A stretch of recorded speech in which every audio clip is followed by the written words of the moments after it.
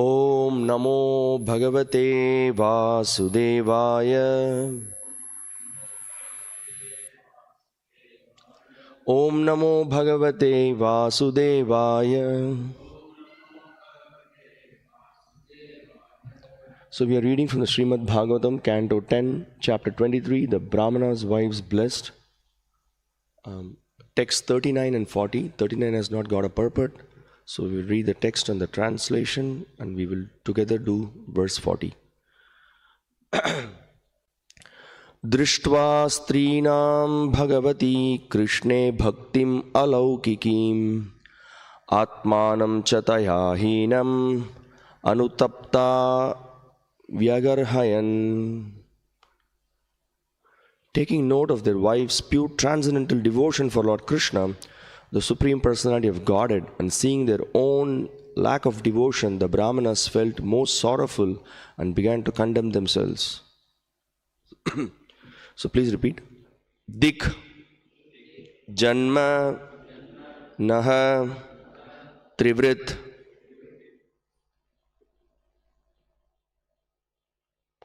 Yattat Dik Vratam Dik Bhaugnatam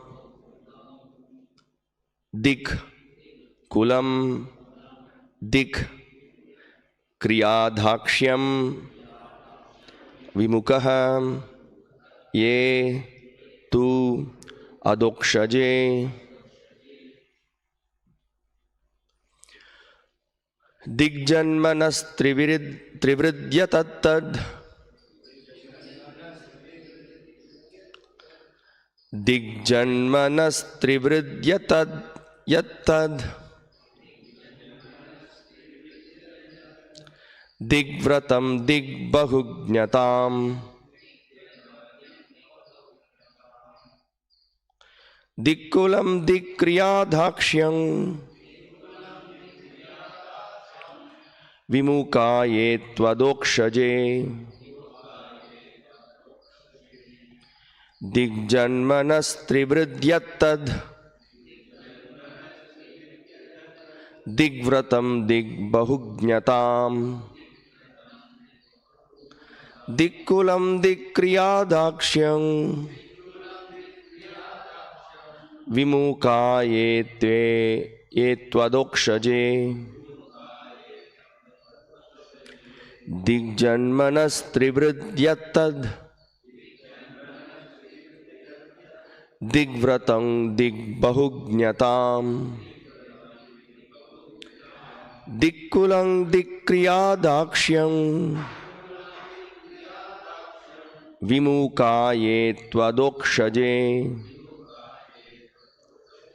Digjanmanas Trivridyattad Digvratam Digbahugnatam Dikkulam Dikriyadhakshyam Vimukaye Tvadokshaje.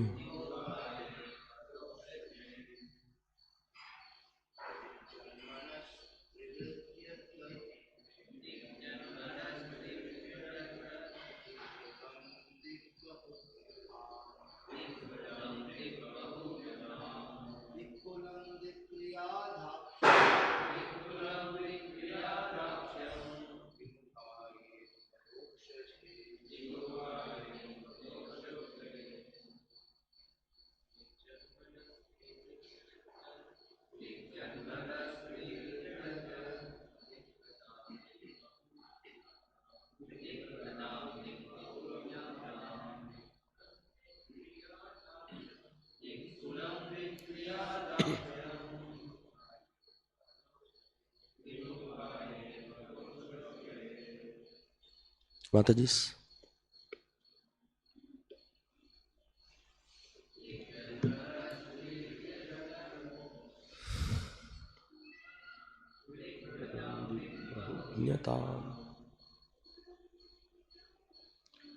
Dikkulam Dikriyadhakshyam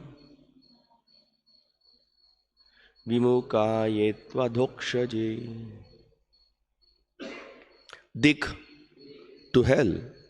Janma with the birth, Naha are Trivrit threefold. The first from the physical parents, the second at the time of Brahminical initiation, and the third at the time of initiation into the performances of Vedic sacrifice. Yattat, whatever, dik, to hell, vratam, with our vow of celibacy, dik, to hell, bahugnatam, with our extensive knowledge, dik, to hell, kulam, with our aristocratic lineage, dik, to hell, kriyadhakshyam, with our expertise in ritualistic activities, vimukaha, inimical, ye, who, to, however, adokshaje, to the transcendental personality of Godhead. Translation and commentary by the disciples of His Divine Grace, A.C. Bhaktivedanta Swami Srila Prabhupada, the founder Acharya of ISKCON. Translation. The Brahmanas said, to hell with our threefold birth, our vow of celibacy, and our extensive learning. To hell with our aristocratic background and our expertise in the rituals of sacrifice. These are all condemned because we were inimical to the transcendental personality of Godhead. Purport. As explained in the definitions above, the words Trivrit Janma or threefold birth refers to the physical birth, 2 to Brahminical initiation, and 3 initiation into the performance of Vedic sacrifice. Everything is useless if one is ignorant of the absolute truth, the Supreme Lord Krishna. Namo Om Vishnu Padaya Krishna Preshtaya Bhutale Srimate Bhakti Vikasa Swaminiti Namine. Namo Om Vishnu Padaya Krishna Preshtaya Bhutale Srimate Bhakti Vedanta Swaminiti Namine. Namaste Saraswate Deve Gauravani Pracharine Nirvishesha Shunyavadi Paschatya Deshatarine. Jaya Sri Krishna Chaitanya Prabhu Nityananda Sri Advaita Gadadhara Sri Vasadi Gaura Bhakta Vrinda. Hare Krishna Krishna Krishna Hare Hare Hare Rama Rama Rama Hare Hare. Dig Janma Nastrivrid Yattad Digvratam Digbahugnatam Dikkulam Dikkriya Dhakshyam Vimuka Yetvadokshaje. The Brahmanas said, to hell with our threefold birth, our vow of celibacy and our extensive learning. To hell with our aristocratic background and our expertise in the rituals of sacrifice. These are all condemned because we were inimical to the transcendental personality of Godhead.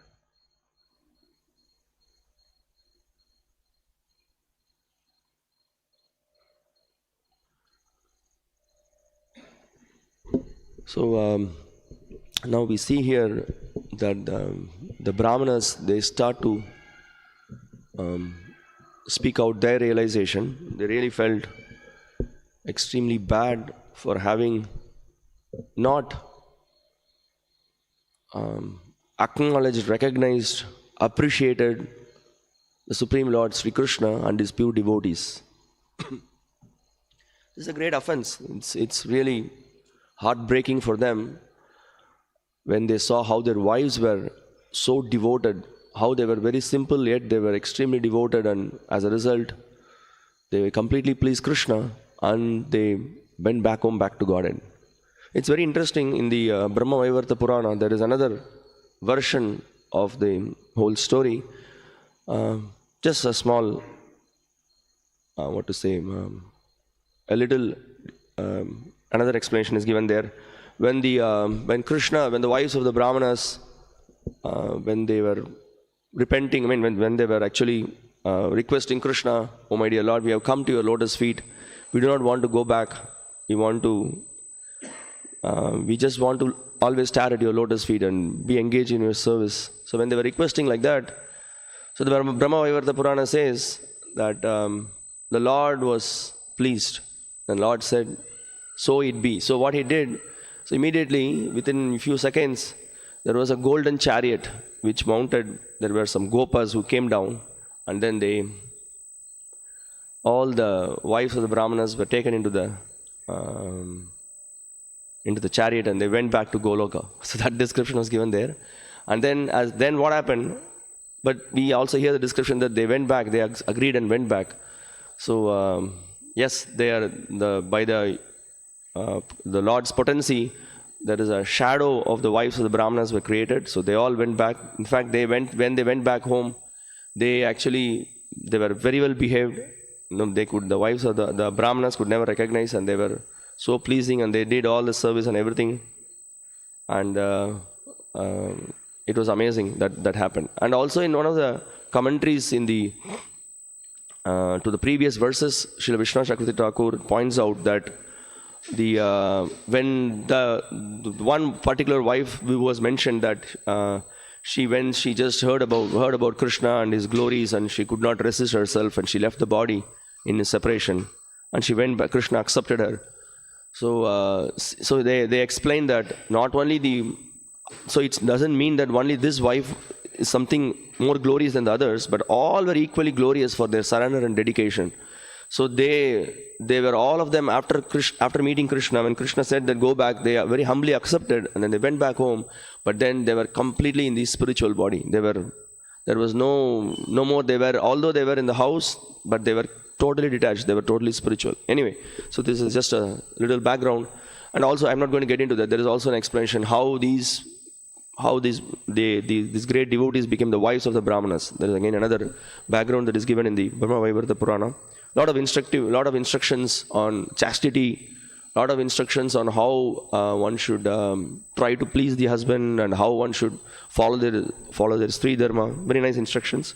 So coming back to this verse, we see here that the Brahmanas were repenting.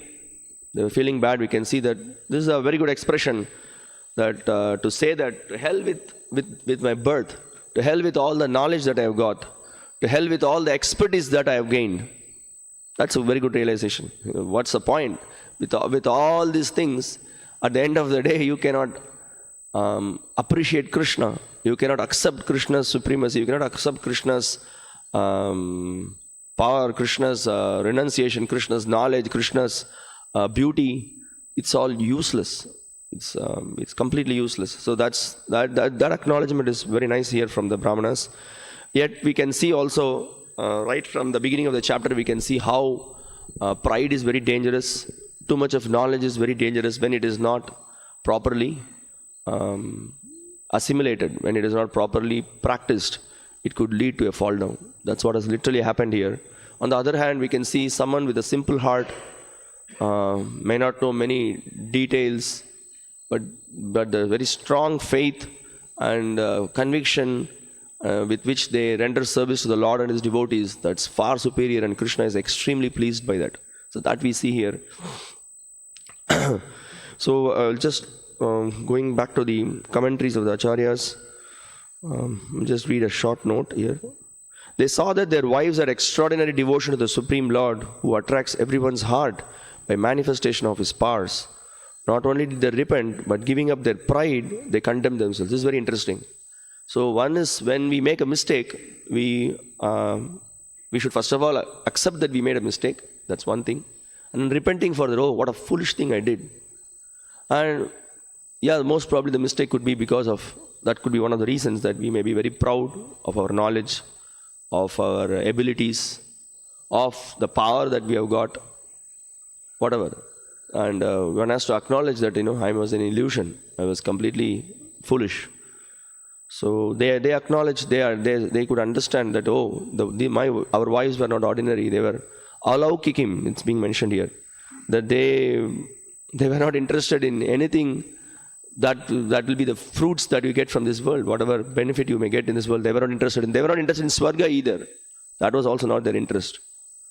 So they were just very eager, very enthusiastic, with great lobha. They were very eager to attain Krishna or serve Krishna. So that was mentioned. Yeah. Anutaptaha. So they started lamenting. That's being mentioned here. Yeah. Krishne bhaktim alaukikim. So that's another interesting thing. We may practice Krishna Bhakti, but alaukiki means a little bit of Krishna Bhakti and little bit of laukika. Laukika means you want to have some material enjoyment and we will do some Krishna consciousness also. It doesn't work. So Krishna is expecting that we give ourselves completely. Yeah, we may not be, at least we should know theoretically that is the perfect standard. That's why when you see the Shikshashtaka sloka, Aslishyava padaratam pinashtumam adharshanan marmahatam karotuva yata tatava vidadhatu lampato mat prana natastu saeva naparaha. All the pure devotees, gopis are showing that is the standard. Whatever it is, you may accept me, you may embrace me, you may glorify me, you may kick me, but always in any situation, you are my master. You are my worshipable Lord. I will never give up your lotus feet. I will never give up chanting the holy names of the Lord. I will never give up honoring prasadam. I will never give up my service that I have taken. I will never give up my vow of that I accepted at the time of initiation. So these are the dedication a devotee expresses. And there will be a lot of tests in our practice of Krishna consciousness. But at times when there are testing situations, we should take strong shelter of the holy name, shelter of the association of devotees. Whatever service that we get, we should try to put ourselves completely. And in that way, we will always be protected. We may make mistakes, we may be foolish, we may be ignorant. But that attitude to take shelter and keep striving to please the Lord, that's what is so important. And that we get by the association of devotees.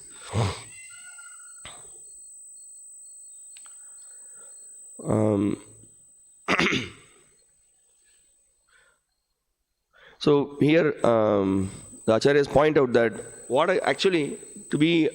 if you see in the Bhagavad Gita, in the chapter 9, Krishna is speaking about Striyo Vaishyas Tata Sudras. So he's saying that it is, although, it is considered to be a kind of a low birth, but still they can also attain me by engaging in my service. And then the next verse, Krishna points out that Kim Punar Brahmana Punya. What to speak of the Brahmanas who are very fortunate. So here, the same verse is quoted by the Acharyas and pointing out that they are just repenting. What is the use that we have got such an opportunity? We were able to study the Vedas. We are right from young age. We were able to worship the Shalagram. We were trying to keep ourselves externally and internally pure. We were absorbed in meditation. We were absorbed in so many different yogas. And we studied several things. So, but what is the use? So, as Krishna says, what then to speak of devotees who are pure brahmanas or kings? Therefore, having come into this impermanent world of little happiness, worship me and quickly attain me. So, if they steadfast take to the devotional service, then that Krishna is appreciating that. But they were feeling very condemned because they were so foolish that they rejected the Lord. They rejected the great opportunity to worship Him. And another interesting thing is that when someone is initiated into, he gets a Brahminical initiation, he is initiated into chanting the Gayatri Mantra. So by the chanting of the Gayatri Mantra, you worship Lord Krishna. You glorify Krishna. When the same Lord sent His own devotees, you could not recognize, you could not acknowledge.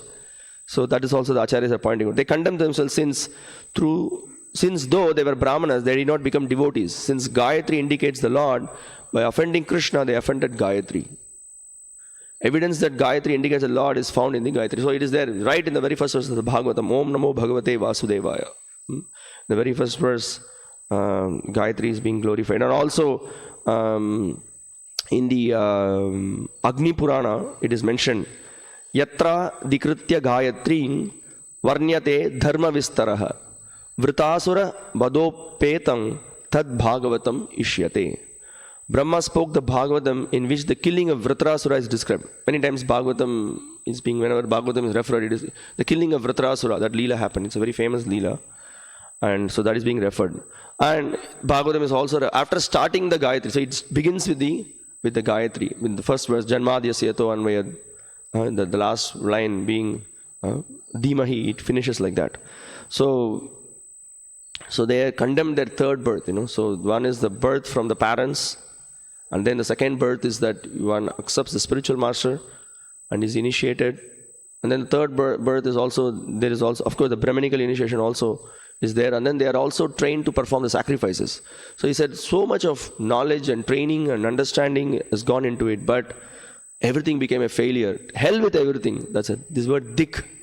So whenever we get such kind of ideas, this dik, sometimes, dik, I don't know if it's in Tamil or which language you say, dik. But this word dik also refers to hell. So you should feel, oh my God, never ever in my mind I should get this idea of criticizing the Lord or His devotees. We can see several examples in the Bhagavatam and other places. Just one quick example comes to mind is Romaharshana Sutta. He was acknowledged, he was regarded to be well versed in the scriptures, a disciple of Vyasa. But when Lord Balaram came, he didn't recognize him. He was disrespectful. It's very bad it was. So what is the use of, if you see in that section, I completely forgot those verses. Some of the verses mentioned that the pride, the knowledge that comes from your study of the scriptures, or the expertise you gain by acquiring some skill, it can bewilder us. Really, it can bewilder us. So if we always remain in the position of that we are eternal servants of Krishna, it's all by the mercy of Hari, Guru and Vaishnavas. Whatever that we possess, whatever that activities we perform, actually it is the mercy of the Lord and His devotees. If we are in this consciousness, we are always protected. Otherwise, it's very dangerous. We cannot see such incidents with pure devotees because they are always absorbed in that mood.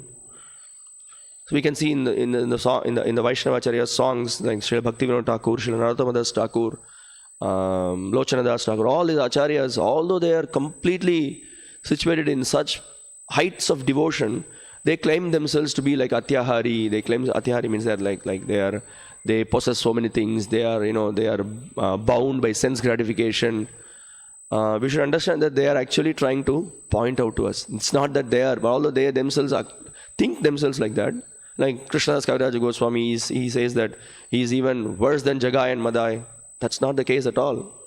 But by that, they're setting the example and then showing us that we should be, in that way, we should try to develop humility.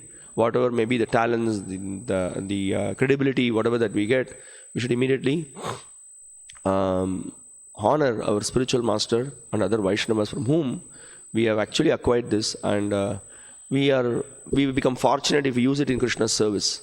So that's an important aspect of it. Okay, another example that we can see is that Daksha, who is a very name, he's an expert. He was also a Brahmana. He never recognized Lord Shiva. Lord Shiva was such an exemplary personality. The Bhagavatam explains that he's a Parama Vaishnava. But he disrespected him due to the pride, due to his great big birth. He thought that he's the real Brahmana. Then a few other examples what we can see. We can also see there are many Brahmanas who were in in Kamsa's court. They were all trying to, although they had knowledge, but they were so foolish. They didn't acknowledge Krishna. They were just going with the words of the Kamsa. Similarly, we can see examples in the Mahabharata as well. Duryodhana had his own set of ministers as well. They were just going along with his ideas. They were not. They could not. As here, the Brahmanas could not acknowledge Krishna. They did not. And we can also see during the Rajasuya sacrifice, how many of them, when they were opposing Krishna to be the beneficiary of the Rajasuya sacrifice, there were so many, they could recognize Krishna's position. It was Bhishma who spoke valiantly, Vidura, and there were others who spoke valiantly, but quite some, they were completely bewildered by their knowledge and by their position. They were so foolish. And so we see here, that's one of the reasons that the Brahmanas here, they were saying that to hell with my birth, to hell with all the knowledge that I have acquired, to hell with all the expertise that I have gained in performing the sacrifice. Few other examples that we can see is, also this word is also mentioned time to time in the Bhagavatam and other places, that when a Brahmana no more performs, no more is situated in the position of being a Brahmana, he is called as a Brahma Bandhu. So that's from that we can understand one more thing, is that it's just the birth does not matter. The activities that you perform, the qualities that you acquired, it very much matters. That's so important. And also we can see the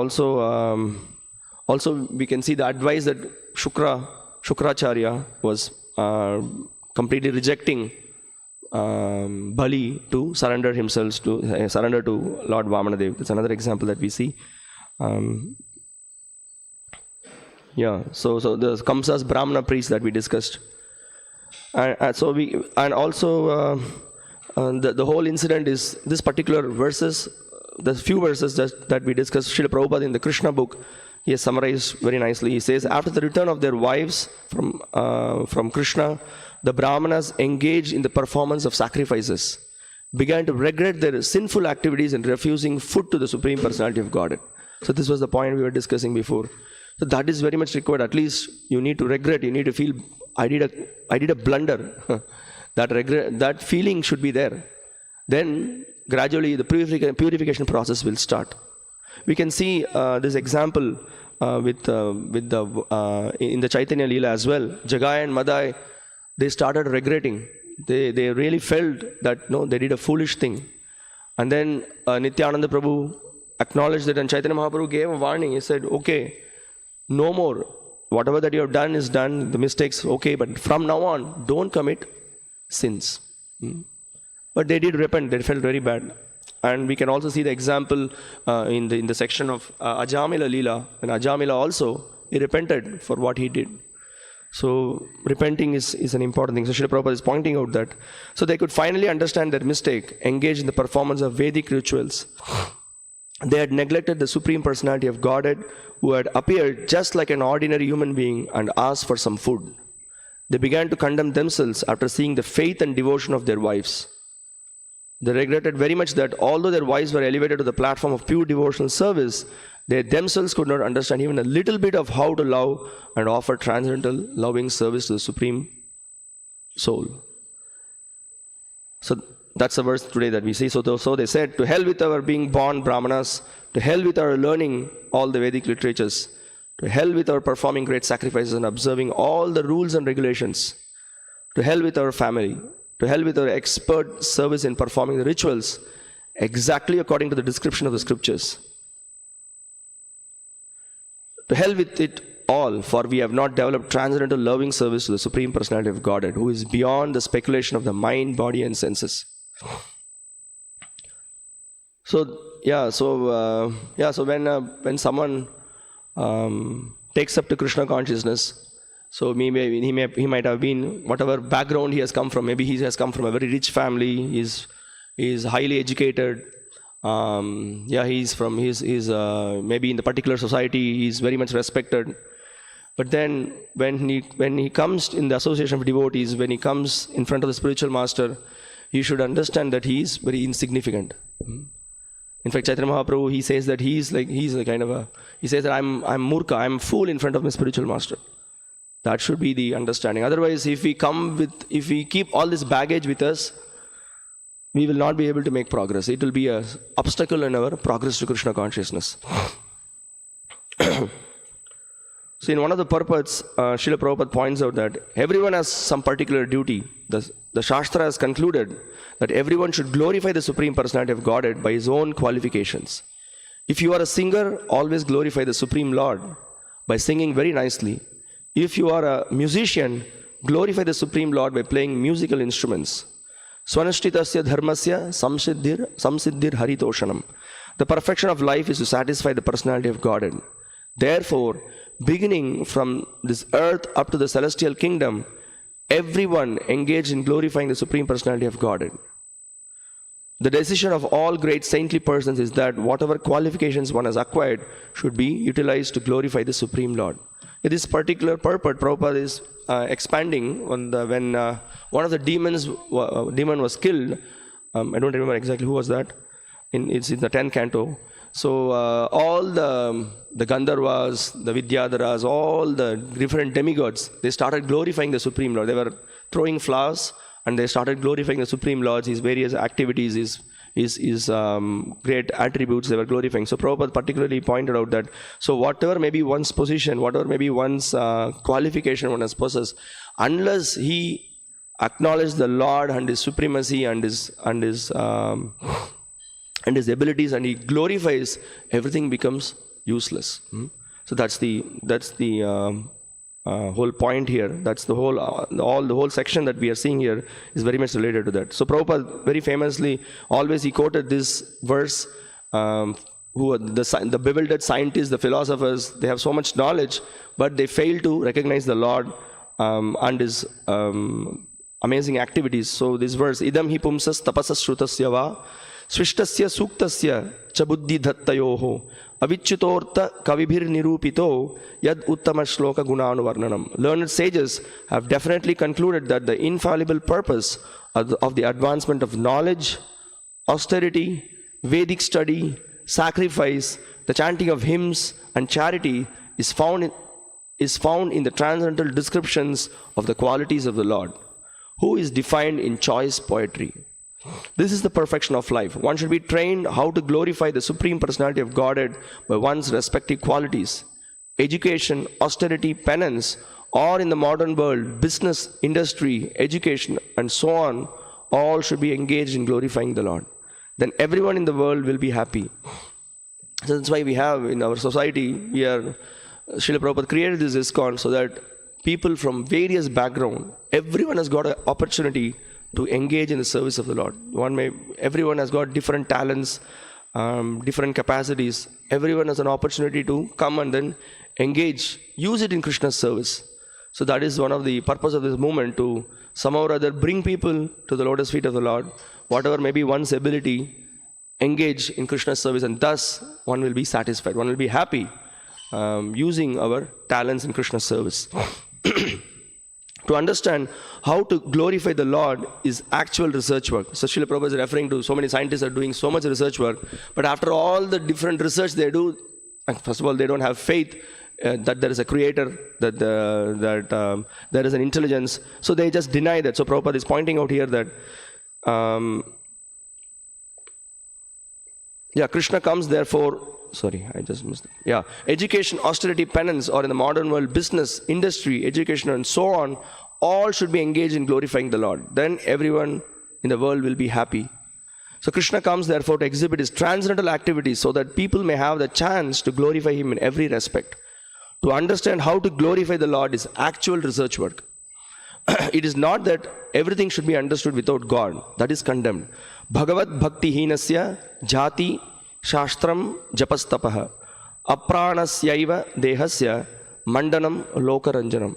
So without Bhagavad Bhakti, without glorification of the Supreme Lord, whatever we have is simply a decoration of the dead body. So this is from Srimad Bhagavatam, Canto 10, Chapter 12, Text 34. So we see here, so that's as we discussed before, so that's the whole point, that ultimately we should come to that stage of appreciating the Lord and reviving our relationship with the Lord and engaging in his service. So it's all begins by chanting the holy names of the Lord, and then associating with the devotees, hearing from the scriptures like Bhagavad Gita and Srimad Bhagavatam, and we make progress like that. And the more we read, the more we hear, the more we engage in service, the more we chant, the more the huge lump of dirt accumulated in the heart gets cleansed. The more it gets cleansed, the more we can see what is our consciousness, how we are so much imbued with the consciousness of I, me, and mine, and how much we are far away from the path of pure devotion. So we try to take shelter of the pure devotees who are so selfless and who are giving themselves completely to Krishna, and we hanker for their mercy. So then, as Krishna explains in the Bhagavad Gita, amanitvam adhambitvam. So we don't become proud, and we also understand what is our position, and we try to take shelter as much as possible, and then try to render service to the devotees and to the movement, and in that way feel very inspired and continue to render service and help others to come to Krishna consciousness. So in this particular Krishna book, for this particular chapter, Prabhupada very nicely sums it up. So I didn't go to the other, there are some other points discussed in the upcoming verses, but this is a very nice summary Prabhupada concludes. Prabhupada says, the Brahmanas repented their sinful activities. They wanted to go personally to offer their obeisances unto him. Please listen carefully, see the power of the attachment, that how it can bind a person. They wanted to go personally to offer their obeisance unto him, but being afraid of Kamsa, they could not go to Krishna and surrender unto him. In other words, it is very difficult for one to surrender fully unto the personality of Godhead without being purified by devotional service. The example of the learned Brahmanas and their wives is vivid. The wives of the Brahmanas, because they were inspired by pure devotional service, did not care for any kind of opposition. They immediately went to Krishna. But the Brahmanas, although they had come to know the supremacy of the Lord and were repenting, were still afraid of King Kamsa because they were too much addicted to fruitive activities. So this is the power of addiction to whatever practice that we have before. Unless, it's not so easy. So definitely we have to, every opportunity we get, we chant our holy names, we offer pranams to the Guru. We every opportunity we get, we need to be very thankful, we need to be very grateful. So we definitely require mercy. Otherwise, it's so difficult to come out of the conditioning. So we can see their nice prayers, we can see that their realizations were so good, but still they were hesitating to go and then go in front of Krishna and offer obeisances to him. They were afraid what Kamsa will think, what will happen. So it's just, I think it's a lesson for us that, that we need to, this shows that we need to take up the devotional service very seriously. So we should not be foolish, but whatever little service that we do, whatever that we perform, we should not think that, I'm so great, I need to be recognized, they need to acknowledge me, when we just see the great devotion that the wives of the Brahmanas exhibited. So as we heard in the previous purports, all they wanted is just, they want to be engaged in the service of the Lord. In fact, we can see again and again in all the scriptures, the mood of the devotees, all they just required, the very verse in the Sikshashtaka, na dhanam na janam na sundarim kavitam va jagadisha kame mama janmani janmanishware bhavatat bhakti rahitu kitoy. I just want to be engaged in devotional service. This is the only thing I require. Easy to say, difficult to practice, but that's what will actually satisfy Supreme Lord and actually will satisfy us. So by association, by hearing, by practicing, by following the footsteps of pure devotees, we can definitely, by their mercy, come to that stage of just hankering only for pure devotional service. And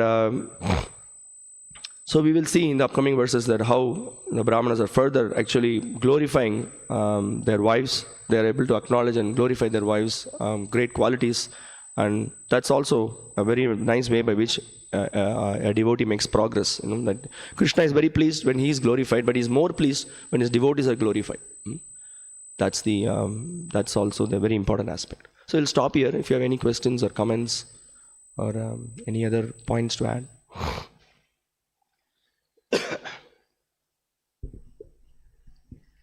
Hare Krishna. Thank you very much. Srila Prabhupada ki jai. Srimad Bhagavatam ki jai.